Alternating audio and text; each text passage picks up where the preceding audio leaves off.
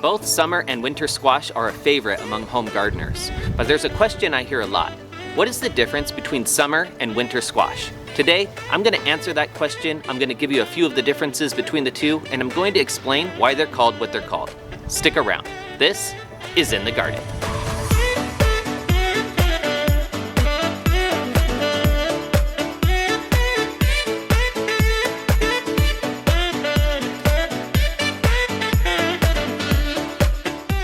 Thanks for joining me. Whether you're a new viewer or returning subscriber, I'm glad you're here. This is In the Garden, where I share tips and tools to help new gardeners be successful in backyard vegetable gardening. Today, I'm talking about summer squash and winter squash. Specifically, what is the difference between summer squash and winter squash, and why do we call them that? First, I want to discuss a common misconception that a lot of people think when they start gardening, and even some seasoned gardeners think this even after a couple of years of gardening. Winter squash does not mean that you grow the squash during the winter. Actually, summer squash and winter squash are all grown at the same time, starting in the spring and throughout the summer. So if that's the case, then why do we call them summer and winter squash? The name refers to the time of year when you eat the squash and how long you can store it. Summer squash typically won't store well, so you have to eat it as you're picking it throughout the summertime. You won't be able to save it for months after it's been picked. It spoils relatively fast after being harvested. Winter squash, on the other hand, can be stored for a long period of time. It can be kept throughout the winter months, which is why it's called winter squash. You may be wondering what types of squash are summer and which are winter. So I have a few examples just to give you a little bit of an idea. There's a lot more than what I'm going to show you here, but this is just a few of them. A few of the most common that you might be growing in your garden. Summer squashes are things like yellow squash, both crookneck and straight neck yellow squash. Zucchinis are also considered summer squash. And things like calabacitas are summer squash.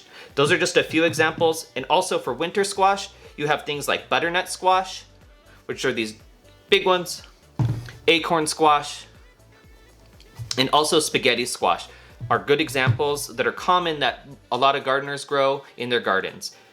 Now I'm going to talk about some of the differences between summer squash and winter squash. Summer squash typically grow in a bush, meaning that they stay contained in your garden and all the fruit are produced right there in the main bush.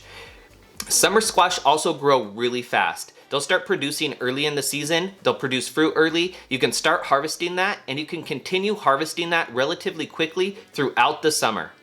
Summer squash have a softer flesh that can be eaten raw or used cooked in recipes.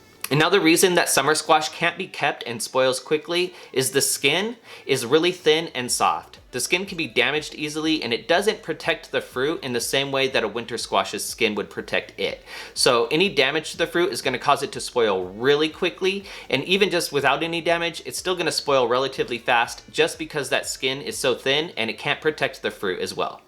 Winter squash is different. Most winter squashes grow more on a vine than a bush, meaning that the plant will sprawl out through your garden and the fruit will grow along that vine throughout wherever it's growing in your garden. Winter squash also grows really slow. You're going to plant it in the spring and you're not going to harvest until late summer or early fall, and you're only going to get one harvest. It's not going to keep producing fruit all through the season like summer squash does. It's going to grow the whole season and you're going to harvest it one time.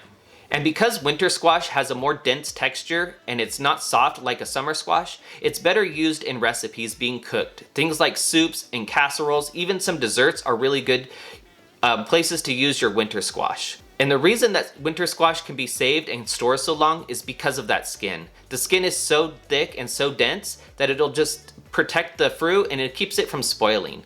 In order to properly store your winter squash, it needs to be kept in a cool, dark area where it's not going to get damaged by heat and sunlight. Those will cause it to spoil a lot faster. If you have a dark pantry area, that's the best place to keep your winter squash so that it'll last you throughout the winter.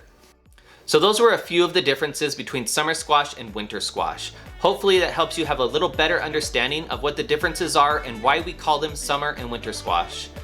Either one is a great addition to your home garden, so I encourage you to try planting all sorts of things and see which ones are the ones that you enjoy growing the best and which ones you enjoy eating the most. If you were looking to plant squash during the winter, thinking that winter squash was for planting in your winter garden, and now you're disappointed you don't know what to grow, make sure you check out my video where I share what to plant in your fall garden, and that'll give you some great ideas of things that you can grow during the fall and winter. Thanks for watching. I hope you enjoyed the video. If you did, make sure you hit the like button and consider subscribing so you can get all my latest content. Thanks for watching. Have a good one.